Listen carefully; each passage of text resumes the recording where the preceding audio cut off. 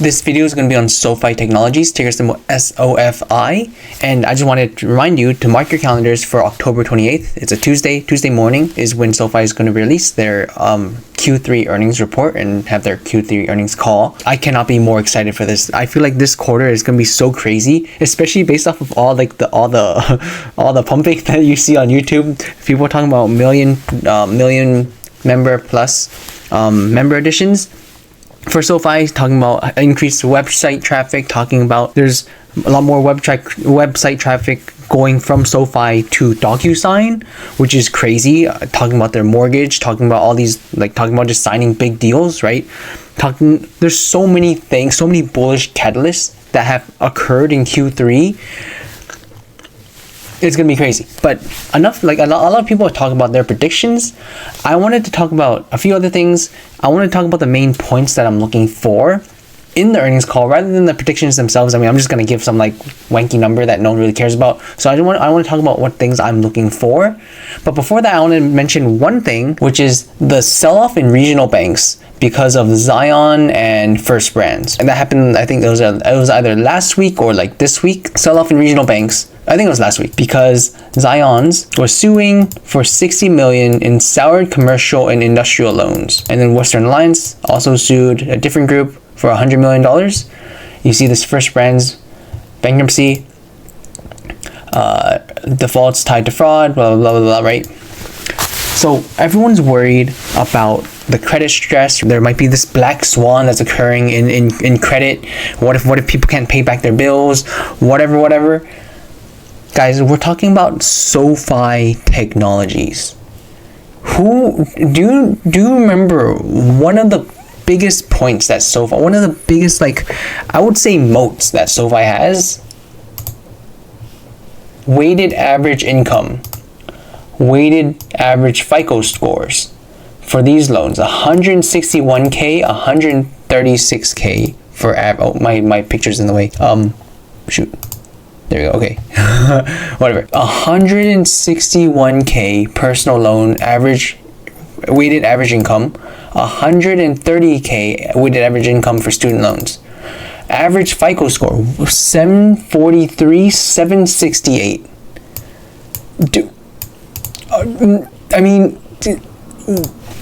Yes, there might be some credit problems. Yes, some people might default.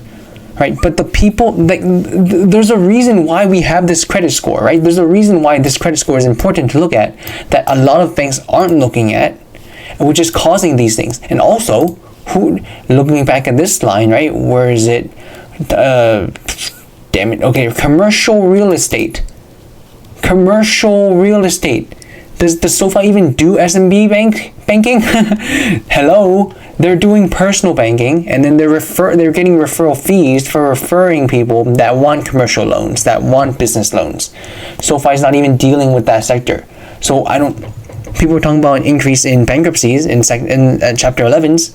Again, SoFi not dealing with those. Yes, there is also an increase in personal bankruptcies as well. But again, looking at this FICO score, people that can maintain this high of a credit score usually care about their credit score. So I honestly think that SoFi is as far removed away from this credit dump as a bank can be, because they have heightened standards, right? They have standards unlike these other banks.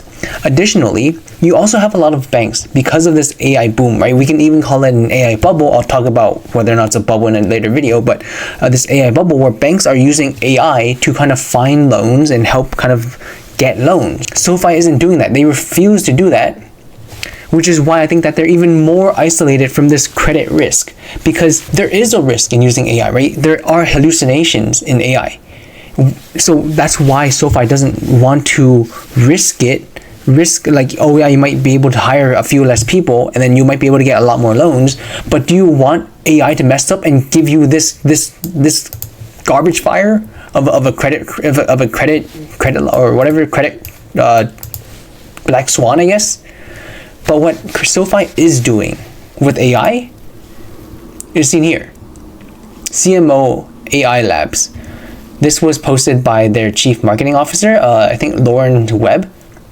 I think that this makes the most sense to use AI, especially in the early stages of AI where you don't know if there's going to be hallucinations or not. If something goes wrong, okay, you wasted a few $1,000s on an AI, but on a marketing budget, that's fine, right? It's not like it won't work, it just doesn't work as well. Versus if you use that AI to find loans for you, and those loans came back as with like Joe Schmo who like has some horrible credit, but then the AI didn't notice. This has a lot higher consequences than using it for marketing, right? And I think that this is the best and most safe way to use AI in our current day, until AI gets better. But I honestly believe that it's working, right? Look at SoFi, look at how many ads, like I feel like they're pumping it with the marketing spend. They're doing all this stuff with marketing, with the NBA, with PGA, with all those things. And side note, I feel like SoFi, like they could do really well if they get into esports. I feel like people that play, I guess, video games, there is some overlap with this, right? Especially people in tech and people in like Silicon Valley. I believe there would be some overlap with, like, let's say people in tech, people that play League, and people that need a bank. But that's beside the point. So again, what I'm basically trying to say is SoFi had a sell-off to like until it was like 25.20, I think it was the low of last week, because of this credit crisis. People are saying this sell-off. When even though SoFi is as far removed as it can be as a bank, in my opinion.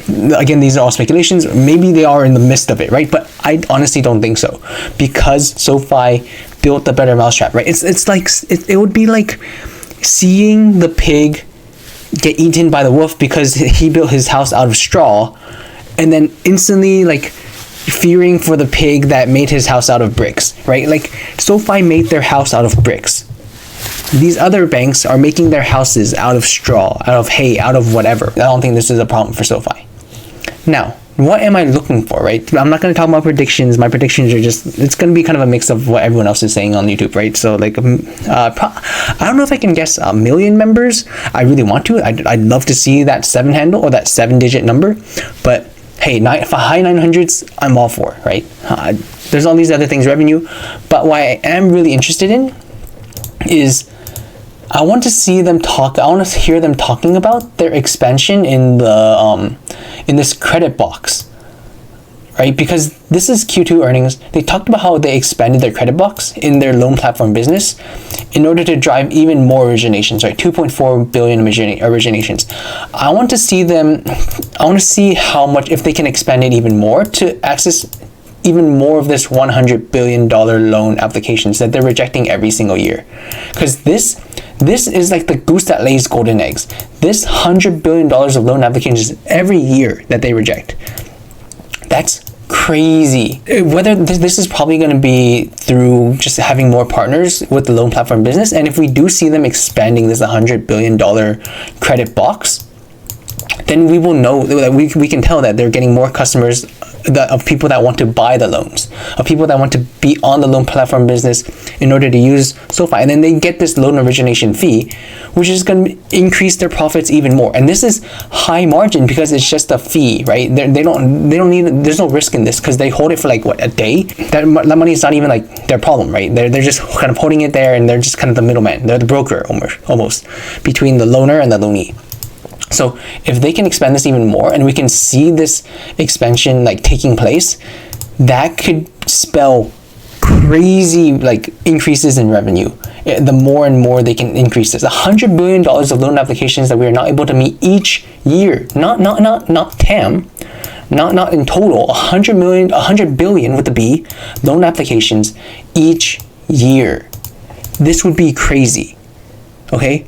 Now, aside from hearing more news about the loan platform business and also they're increasing and news on whether or not they're increasing their credit box, I would also like to hear talk about Galileo partners, right? Honestly, they did talk about how they are making, they're getting more people onto, basically getting more customers with Galileo.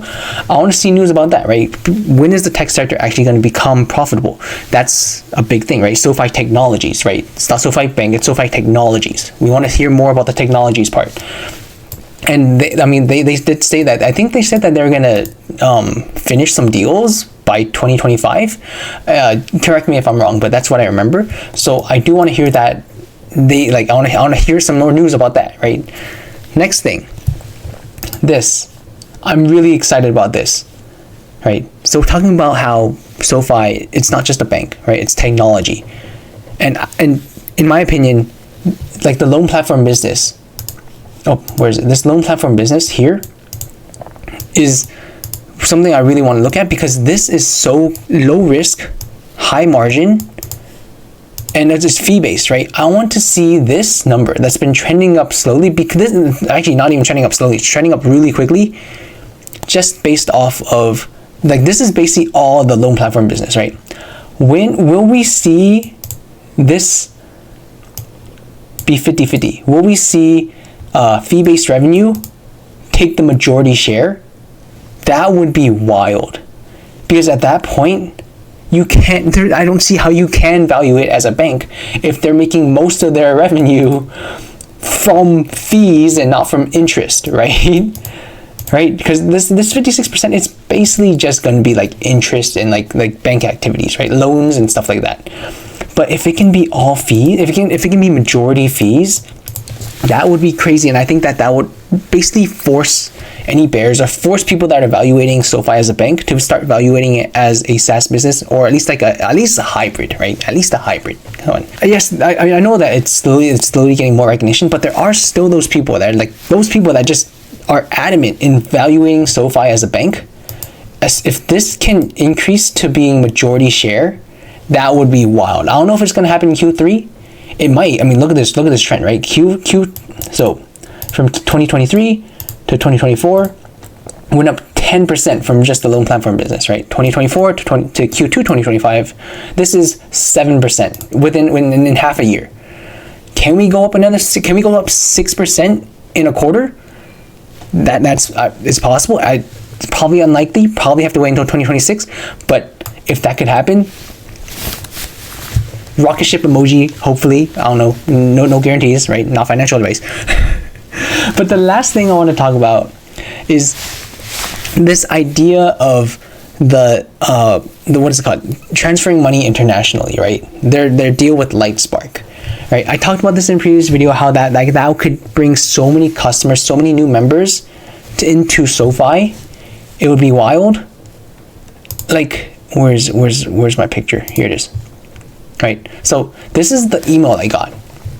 Right, it says send money worldwide. Currently it's only Mexico, right? But I feel like if at least more than one country wasn't in the works or wasn't close to being done, they would not use worldwide. They would not use this term worldwide. So I'm really excited to see what other countries they're going to use. In my opinion, I think that the next country is probably going to be China, just because they already have a foothold. They have a Hong Kong branch somewhere. So it's probably going to be in China, but I think that China is a really good candidate. India is probably a really good candidate, just because, I mean, SoFi is located in San Francisco, right? That's like not really Silicon Valley. I feel like Silicon Valley is more South Bay, so like San Jose, Sunnyvale, that area. But it's right next to it. We'll just say it is Silicon Valley, right? So SoFi is in Silicon Valley, and like I feel like a lot of tech workers, a lot of them are like H-1B holders, right? From China, from these Asian countries, from India. And as soon as people see the light fee, like the low fee that SoFi has for transferring money, which this was crazy. It was like what, $1 for transferring $200. It was like a 0.5% a rate. That's crazy. So when people find out that it's so low, and then when they add China, when they add India, that's gonna create so many more members. And the other thing, this line right above it. This line right above it. The moment someone joins, if the moment someone finds that like this is so much cheaper and they want to join SoFi for their money transferring product, right? That's instantly 2 products that member will be using, right? It'll instantly be a banking product and also a money transfer product, right? Money transfer product. So that's instantly going to be 2 products per member. And these are all Henrys, remember? These are all high earners, or they're not all, but a lot of them are going to be Henrys. A lot of them are going to be high earners, not rich yet, right? So as these people who join SoFi for this payment, right, for this payment option to send money abroad, to send money to their families abroad, right, they're going to be putting money into their checking and savings, right? What does that do? That lets SoFi, now they can lend this out, right? This means they can increase their lending without putting too much of it in the, what am I trying to say? This lets them increase their lending, right? Without kind of putting the entire company on the line, without putting the entire bank on the line, because the more money you have to lend, the less any one bankruptcy, the less any one default affects you, right? So that means that they can probably also increase their credit box, increased credit box, right? And anything that doesn't match this increased credit box, they'll put into the loan platform business.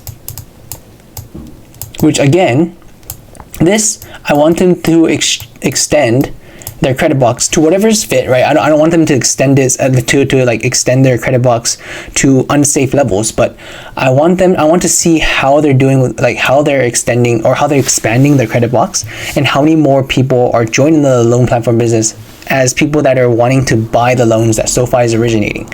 So there's just so many things to look out for. I know this is a cluster F of just random like lines and like bad writing. I feel like this quarter has so many, like, there's so many things that were catalysts in Q3 that probably attracted a lot of members, especially with their marketing. But there's so many new places SoFi can go. Again, as I mentioned before, if they do expand in China first because they have that Hong Kong branch, then what if does that mean that they could get, they probably won't be able to get a bank charter in China that quickly. I feel like there's probably some like hoops you have to go through with the CCP, but like expanding abroad is also next on the block, right? You can get a banking charter in like Mexico, right? Or in LATAM, right? And I'm just super excited. I feel like this is just crazy. This is crazy. There's so many things, right? All these things. Look how close we are to being, not break even, what's the word? Like having a 50-50 split between fee-based revenue and interest-bearing revenue or interest revenue. I think that this is also going to be wild, but I don't know. That's basically that's just me kind of rambling for 19 minutes on how bullish I am for SoFi. I think it has places to go. That one person that was like, hey, I bought at 29 and it dropped to 25. We're back at 29. I'm sorry. Hey, I just really believe in the company. That's it. Go SoFi.